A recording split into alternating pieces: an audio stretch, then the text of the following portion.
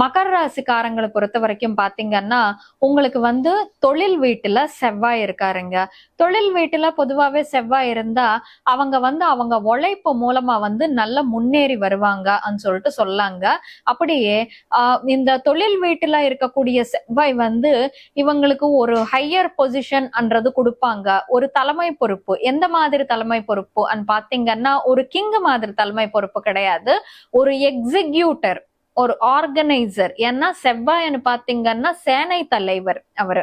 So ஒரு executor, ஒரு organiser மாதிரியான தலைமை பொறுப்புன்றது கொடுப்பாங்கன்னு சொல்லிட்டு சொல்லாங்க. இப்போ உங்களுக்கு 7ல சுக்கிரன் இருக்காங்க. எப்போ வரைக்கும் இருப்பாங்க? 16ஆம் தேதி வரைக்கும் சுக்கிரன் 7ஆம் வீட்டுல இருப்பாங்க.